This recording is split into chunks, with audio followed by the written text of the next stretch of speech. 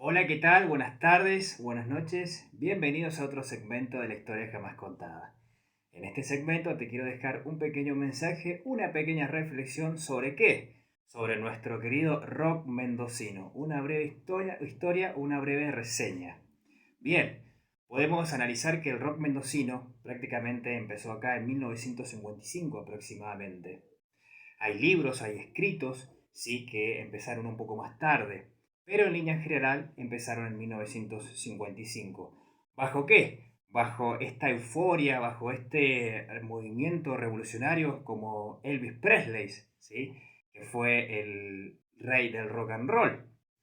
Más adelante vamos a encontrar en Mendoza y obviamente en todo el mundo cómo empezó a ejercer este movimiento a través de diferentes paradigmas, de diferentes estilos, de diferentes maneras de vestirse, de ver la realidad.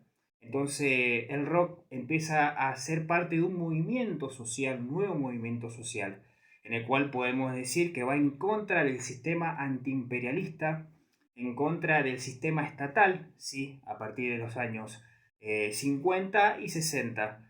Posteriormente en Argentina podemos encontrar que caímos bajo gobiernos de facto.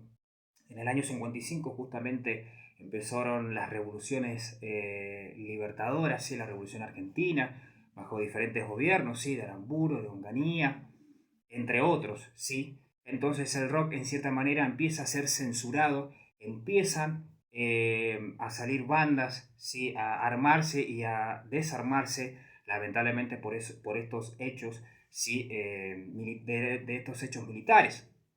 Tal es así, siguió la fuerza de este movimiento a partir de nuevos cantantes. A medida que pasaba el tiempo, a medida que resurgían, pasaban los años, ¿sí? Algunos desaparecían, lamentablemente hubieron desaparecidos en el contexto militar. Después, obviamente, empezó a resurgir después de Malvinas, ¿sí? De los años 80, empezó a resurgir esta idea democrática. Argentina ya estaba bajo un régimen democrático en el cual volvieron a surgir las bandas, ¿sí? Este conglomerado, ¿sí? De movimientos hippies también a partir de los 70, ¿sí? Y de los 80 ya empezaron esta mezcla, ¿sí? De rock, del pan rock en Argentina, ¿sí? Porque se empezó a ver el tema de la música en castellano, porque obviamente que Malvina va a ser un antes y un después en cuanto a la comunicación, a los medios de comunicación. Entonces, claro, nosotros tomamos parte de esa identidad nacional y empiezan a surgir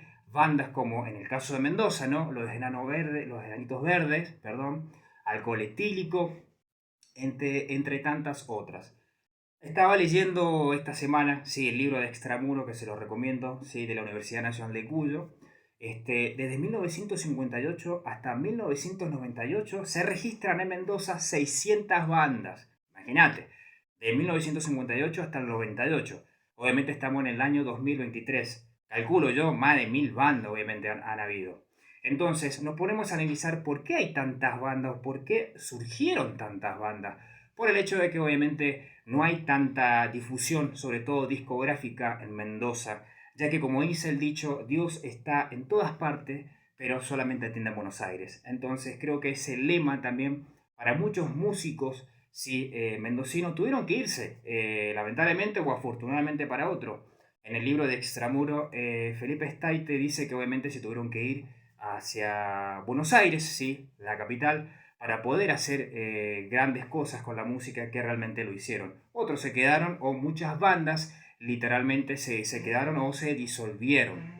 Entonces, ¿qué decimos que esto? Hoy, en el año 2023, quiero dejarle un homenaje a las bandas, sí, mendocinas y también las bandas mendocinas del rock cristiano, porque también tienen su historia. Sí, por ejemplo, Refugio Rock. Quiero también nombrar a las bandas, por ejemplo, que obviamente no son cristianas, pero que están dentro del rubro del rock. Sí, a Preso Común, la banda Doña Macabra, donde el que te está hablando era de acá de Tunuyán. Sí, como por ejemplo La Bomba de Chalú. Un saludo, un abrazo a los amigos. Allá a La Valle, sí, La Mejor Flor, sí, de Coco Baeza, quien está a cargo de toda esta dirección, sí, del canal. Se me ocurre, no sé, como dije recién, Los Enanos Verdes y tantos otras bandas que hay en Tupungato, Richard Bussi.